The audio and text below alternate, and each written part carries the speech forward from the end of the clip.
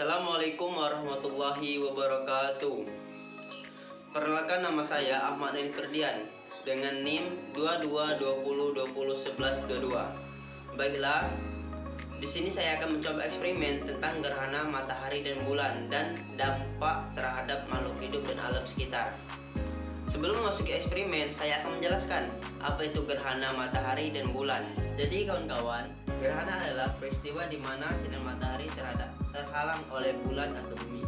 Bumi dan bulan adalah benda langit yang tidak memiliki cahaya sendiri, sehingga bulan atau bumi itu tidak mendapatkan sinar dari matahari. Akibat dari bumi mengelilingi matahari dan bulan mengelilingi bumi, maka akan terjadi gerhana bulan dan gerhana matahari.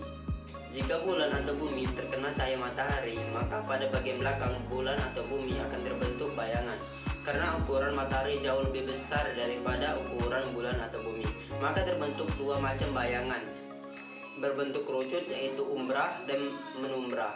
Umrah atau bayangan inti, bayangan di bagian tengah yang sangat gelap. Penumbra atau bayangan semu adalah bayangan semar-semar di sekeliling umrah. Jika dalam peredarannya bumi memasuki bayangan bulan atau bulan memasuki bayangan bumi, maka akan terjadi gerhana. Ada dua macam gerhana, yaitu gerhana bulan dan gerhana matahari.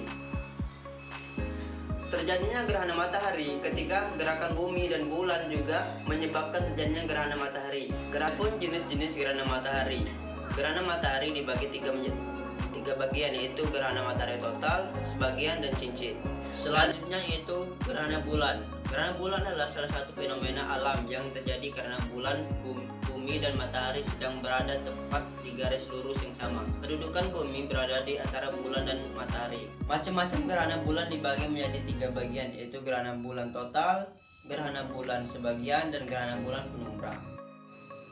Berikut adalah proses terjadinya gerhana matahari, yang mana bola pingpong itu sebagai bulan, bola kasti itu sebagai bumi, dan senter itu sebagai matahari. Proses terjadinya gerhana matahari ketika matahari, bulan, dan bumi berada pada satu garis lurus. Nyalakan senter, maka terjadilah gerhana matahari. Nah, ini adalah termasuk gerhana matahari total. Bisa kita lihat di gambar ini. Gerhana matahari total terjadi ketika bayangan inti umrah bulan jatuh ke bumi. Gerhana matahari total selalu diawali dan diakhiri oleh gerhana matahari sebagian. Nah, berikut ini adalah contoh gerhana matahari sebagian. Bisa kita lihat. Ini dinamakan gerhana matahari sebagian. Gerhana matahari sebagian terjadi ketika bumi berada pada daerah bayangan penumbra bulan. Pada saat kejadian ini masih ada bagian matahari yang terlihat terang.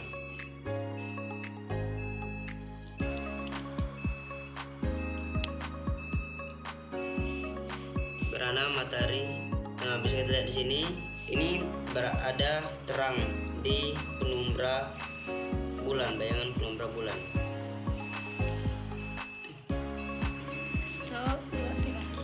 Waktu berlangsungnya gerhana matahari sebagian lebih lama daripada waktu berlangsungnya gerhana matahari total.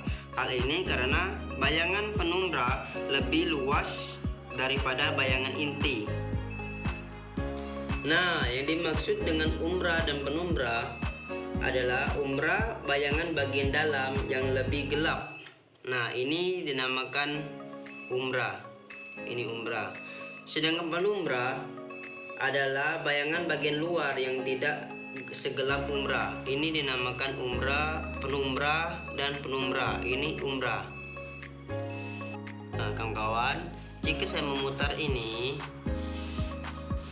terjadilah gerhana bulan, yang mana bumi berada di antara bulan dan matahari. Gerhana bulan bisa kita lihat di sini. Ini adalah jenis gerhana bulan total.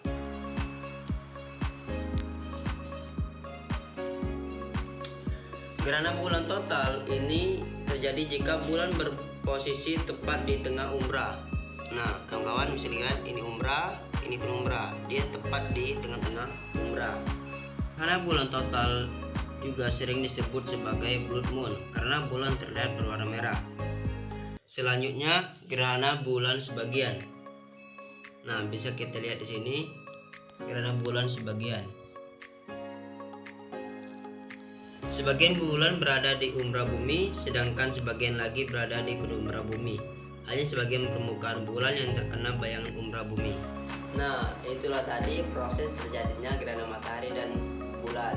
Selanjutnya, dampak terhadap gerhana bulan dan matahari terhadap makhluk hidup dan alam sekitar. Yang pertama itu dampak terjadinya gerhana matahari. Yang satu, pengaruh gravitasi bumi. Gerhana matahari total bisa mengganggu gravitasi bumi. Caranya dengan menghambat pemanasan pada suhu di bumi. Yang kedua, bisa alami kerusakan mata. Gerhana matahari total tidak bisa dilihat secara langsung dengan mata telanjang. Yang ketiga, berdampak pada sistem listrik tenaga matahari. Terjadinya gerhana matahari memberikan pengaruh bagi pengguna listrik tenaga matahari. Selanjutnya, dampak gerhana bulan. Yang pertama itu naiknya permukaan air laut. Gerhana bulan dapat menyebabkan naiknya permukaan air laut akibat gravitasi bulan sehingga terjadi fenomena air laut pasang.